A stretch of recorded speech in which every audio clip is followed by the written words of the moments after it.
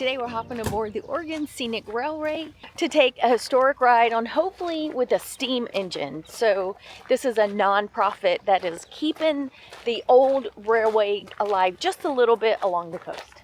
Should be fun. We've had crappy weather the last 2 days, I would say, rain.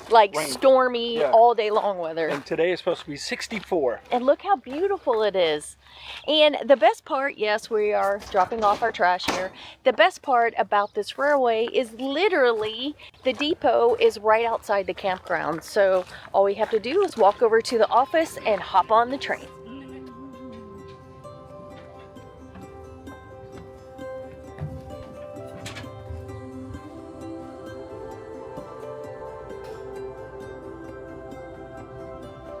Dancing underneath the endless sky, all the colors they collide in a tapestry of moving lights.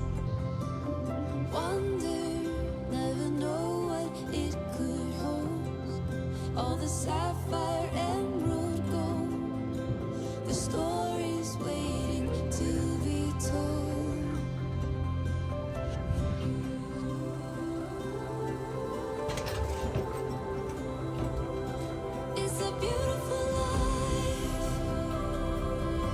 Nesting season for bald eagles in this part of the world starts November and December.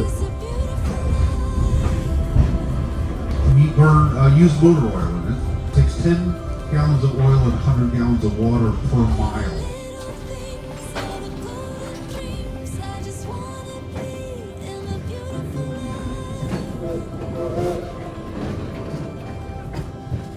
We made it up the treacherous 101 all the way to Garibaldi, Oregon. Or not so treacherous 101 if you watched our last video. Wink, wink. Yeah, but we made it up the coast. We're so glad that Rome America Tillamook invited us to their campground because it was the perfect place for us to sit and launch and experience the rest of the Oregon coast all the way up north. And I gotta tell you, this campground has the best bathrooms I have ever seen at any campground. They are brand new. You get your own room. You don't have to share with anyone, and they are sweet. I didn't think I'd ever hear you say that after visiting a Buc-ee's bathroom. No, this beats Buc-ee's hands down. Wow. They also have a suite room that you can hang out in, play games, use the kitchen, and this space also has a brand new sauna. Interesting. So if you're coming up this way, we do recommend this campground, and not just because they send us an invitation, but because It's just a really nice landing spot. I gotta tell you, every time we go to new places, I always find a way to connect with those places. And when we first got here, I could not click with this town. I just felt so blah, disconnected, and honestly, I didn't even want to be here. I don't know if it was the weather because it stormed for 2 days or what, but on the third day, I got out, went for a walk. I walked through one of the neighborhoods. I walked down in the marina. I realized the problem wasn't the town. The problem was me. I was seeing it with the wrong eyes because this small town is a hard-working fishing village. It's not a tourist town. Yeah, I think it was the day that you walked through the marina and you saw some of those placards dedicated to the fishermen trying to make a living in this small town. And I think that's when you came back and you said, okay, I get it. I get it. Yeah. It finally hit me. As you're going up the entire Oregon coast, these are just hardworking people living on all of these little coastal towns. And those plaques made me realize that, you know, I need to enjoy these places for what they are instead of me trying to make them something they're not. So I'm dying to know, are we the only people who will go to a campground and never walk outside the RV? There have been times where we have been at the same campground for 3, 4, 5 days. The blinds stay down, we never leave, I hunker down, and we're working. I really hate using the campground picnic tables because I find them quite disgusting. I've seen what people do with their black hoses, I've seen dogs on them, like all the things. So I really sometimes just get lazy, and I don't want to pull out the tablecloth and fight with the wind and all that. This table has changed everything. Phil will pull it out, set it all up, and say, get your butt outside, go get some fresh air. So my question for you is, how many of you guys do the same thing I do and get stuck in the RV?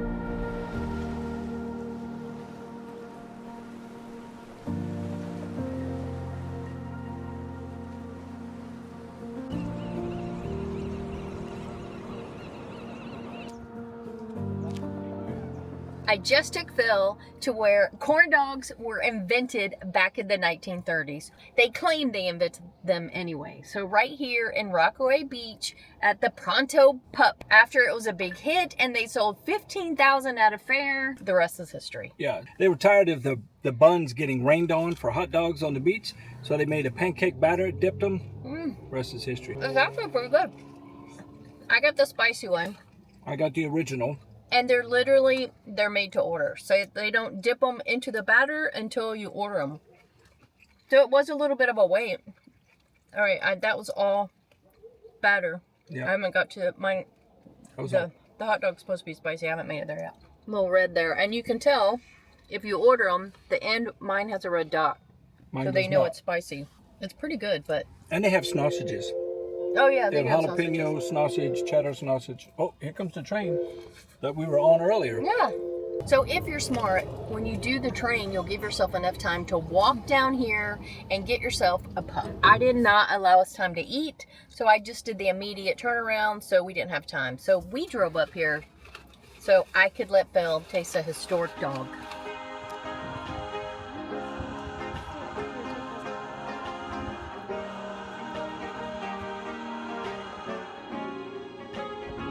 I'm daydreaming of a day. I'm not wasting my time. Don't wait till I come alive. Sail away.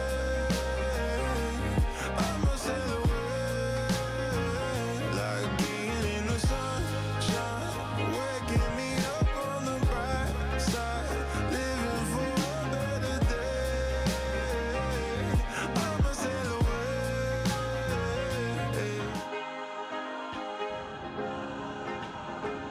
If you're here, you have got to stop at the historic boathouse. As a Navy couple, we are happy to say that the U.S. Coast Guard boathouse really impressed us. We actually talked to a docent who is a retired chief Coast Guardsman that was really, really proud of the Coast Guard station. And this Coast Guard station's been around since 1937. And it's the last one of its kind left on the Oregon coast. It was so cool to walk through there and hear the stories and to see that boat there that is a replica of the ones that they used to actually all hop in and just use oars to go out and save people. So it was all brute strength before they got the motors on the back of those boats. It was incredible to see some of the history. Yeah, I have to admit, I got to stop calling them puddle jumpers because what they do and their history in the Coast Guard, I mean, they truly are some heroes that go out there and risk their lives every day. So give them some love when you're passing through Garibaldi.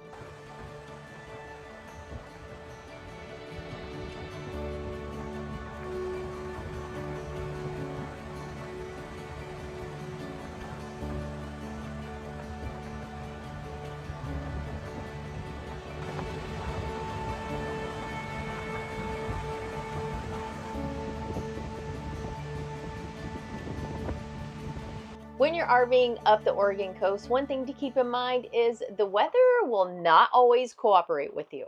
Nope, and I don't know if you can hear it, but yes, that's rain that's been hitting the roof since last night. You can't always cancel your plans because obviously you're going to be bouncing around. You may not have enough time to see everything you want to see if you just stay at home all day and skip it because of rain. So today we are going to forge out, take Phil to his prized ice cream. Yes, today is all about Tillamook. Yes. And even though I would much rather cuddle up on the couch with a blanket and some coffee, I'm going to take Phil out for ice cream.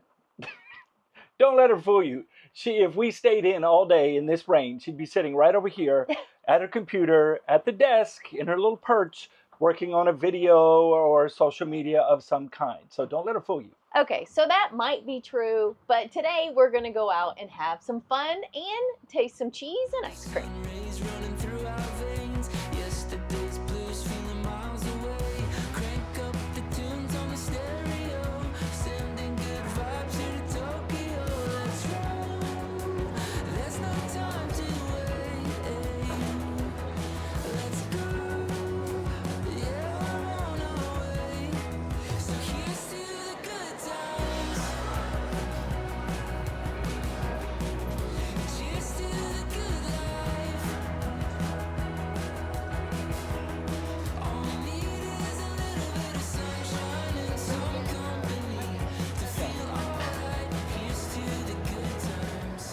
Okay, the Tillamook factory tour is touristy, it's crowded, and dare I say, cheesy.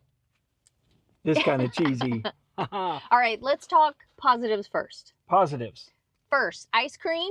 2 thumbs up. Delicious, Yes. of course, and you know already if you like Tillamook ice cream or not. Yep. The cheese, of course, the same, and you do Yeah. get some free samples. And honestly, you could get back in that line as many times as you want. They're not going to say anything, so you know you could stock up on your sample cheeses. You could. Food, yeah, I say skip the food here. Yeah. If you want to eat something, go eat out in town at one of the mom and pops. The tour, we paid $45 a person for the ice cream experience. It's supposed to be a specialized tour. You get samples of a ton of ice creams. You go back, you get all the secrets. Our tour guide was amazing. Yes. He's very friendly. He did an amazing job, but the experience is not a $45 experience. Per person, no. You get $9 worth of ice cream. They take you over into the warehouse, which apparently is a new thing. You get a screen that's stapled up on the wall, nailed on the wall, and you get a couple little videos you could see online. Skip the experience and buy all the ice cream you want for way less than $45 a person. Yeah, it was, when we got back over and looked at the per scoop price, yeah, it was $9 for 3 scoops. And we sampled 4 flavors. Well, we had 4 flavors, but you could have saved a ton of money by just walking through the Tillamook place, got your ice cream, and ate it while you were walking around. There's a self-guided tour. You get to look down into the cheese packaging factory. That was a good tour, and it's free. Get your souvenirs if you're going to get some souvenirs, and haul booty out of here. Yeah, in that order for sure. We'll just take our free cheese home, and we did buy and get some wine to go with it. And no wine. No I have wine a pint. with our cheese. You can wine all you want. I have ice cream. I did buy some ice cream. I'm bringing it home with me. I did find a flavor that I liked. So there. Well, so maybe we should go before it melts. Oh yeah, we probably should. It's in the back. Did you know that there's an RV rally with space available for you? You know you want to come and hang out and expand your community. Plus, if you do come, you'll get a cool shirt. Well, similar something to this like one. that. But that's not your only opportunity to join us and expand your community. We still have space available on our next Today is Someday cruise, and you can always join the crew. We're always doing a ton of meetups and gatherings and get-togethers all over the country. So if you're looking to expand your RV community, if you're looking for those friendships and bonds that, you know, keeps you living longer and happier, come on over to our side.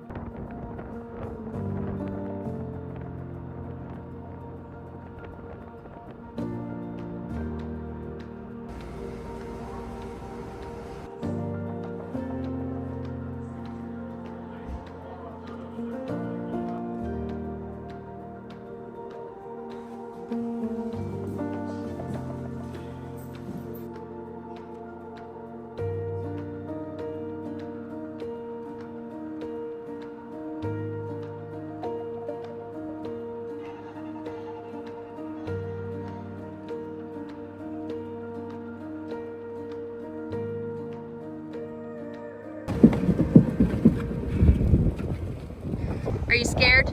Yeah, I was scared the first time going over it.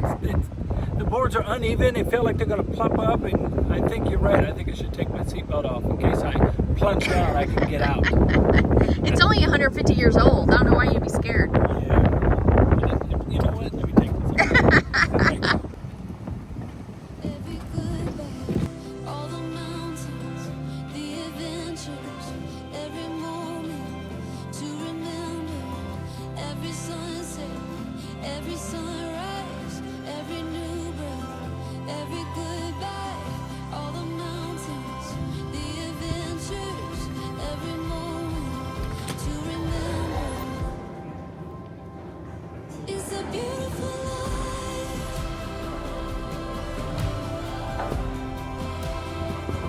It's a beautiful life. 164.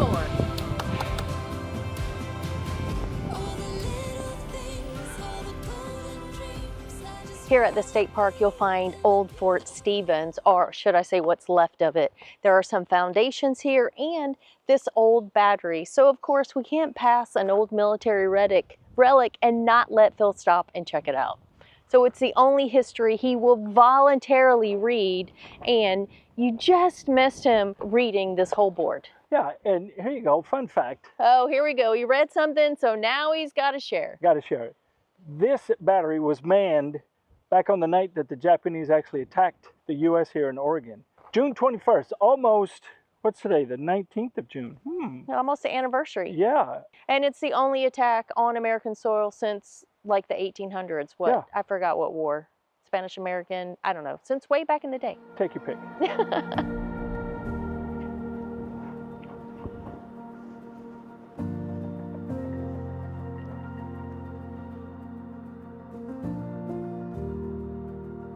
I want to go see what they could see. Like you can't really see. You're down almost sea level. I know. You think they would Be a build little up higher. even higher. You see anything? Woo! I can see so much more.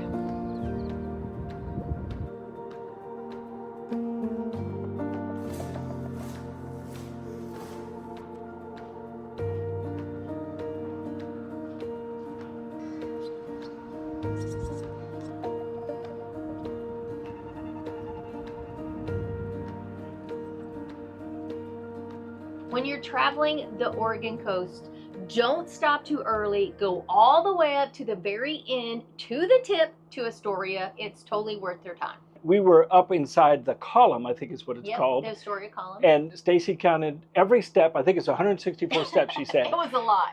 The view from the top of that column, the 360 view, I mean, was very, very impressive.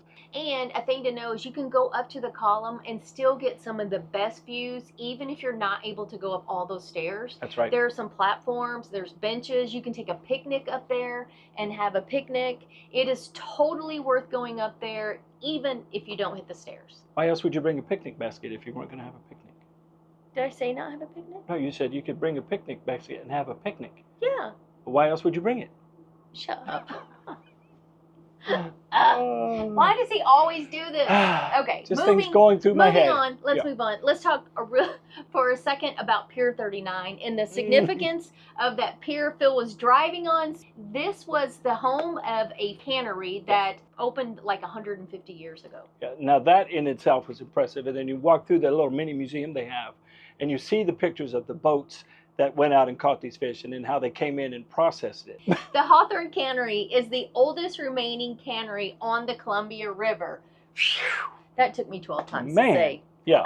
My favorite part of going through this old cannery was seeing all the signatures from all the previous employees. That one guy made 50 cents an hour. Now, that was a piece of history. Yeah, and only those people that worked there in the cannery could sign that. Yeah. So it was really neat to see that and just walk through and read some of the names and what they did. But for them to repurpose the old cannery and the old pier and turn it into the businesses and the restaurants that they had, I was really impressed with it. One of the cool things about the businesses they have there is the old offices on the second floor are now Airbnbs. So that would be a cool place to spend a few nights right there along the marina in a historic building. That would be kind of cool. When you come up to Astoria, be sure and pop into Fort Stevens. Not only do they have nice beaches and trails that you can hike, but this park, which was a military installation from the Civil War to World War II, has a lot of history. Yeah, and it also has a pretty cool feature out on the beach, and that is the last remaining shipwreck of the Peter Iredale. I was trying to remember how to say it. It's not the last remaining, but it is the skull. Well, it's the last remaining pieces of the shipwrecked Peter Iredale. So you can see the bow framing skeleton of the ship still sitting right there on the beach. It's very cool. And if you go at the right time with the tide out, you can actually walk out to it and circle the whole thing when the tide goes out. So we obviously missed that, but it would have been really cool.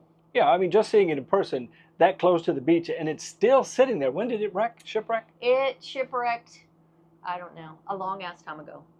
That's all I got. Yeah, okay, I could have said that. And just as a note, everyone lived. Oh, that's right. Everyone did live. Nobody died. That is a fun fact of the Peter Iredale. Everybody lived. They got everybody off safely. What might interest you the most is they have a huge campground. They have 174 full hookup sites, and they have over 300 partial hookup sites. But these things fill up quick. If you book soon enough, you can have a perfect spot right near the beach, right there in a beautiful setting, so look them up. One of the things that's a constant in this life is purging. We are forever purging. So if a campground has a area where we can put things to pass on to other people who might be able to use them, we always try to do that. So today I am dropping off books that I'm finished with at the campground. And I gotta tell you, this one was one of my favorites. So if you're looking for a book to read, check it out. We finished up our time here in Garibaldi, Oregon. We finished up our time here in Garibaldi, Oregon, and not only have we finished with this small fishing town, but we have also finished with all of Oregon. So today we crossed the border into Washington State. Another state checked off. We're getting close to getting them all. So right now we're going to finish packing up. As you can see, we've already started. So we're going to finish packing up and get on the road.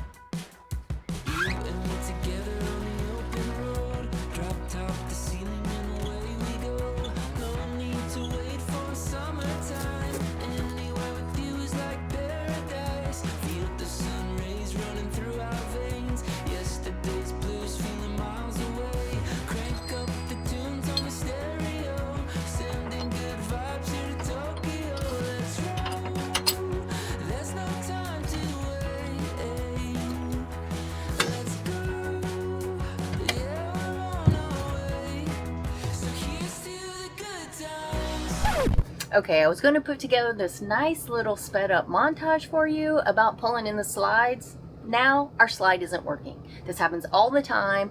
It's like I have to wake up our, what's it called? The fluid? The hydraulic fluid. It's like, as you can hear if you listen, there's no warning beeping saying that the jacks are down. It's like the whole system just shut off. So now I'm going to go over and play with the buttons, move the jacks up and down, and when you hear the beeping, you'll know I finally got it.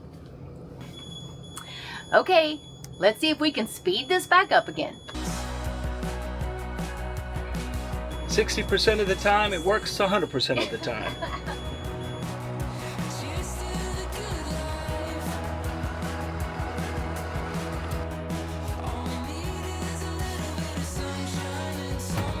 Turn right at the stop sign.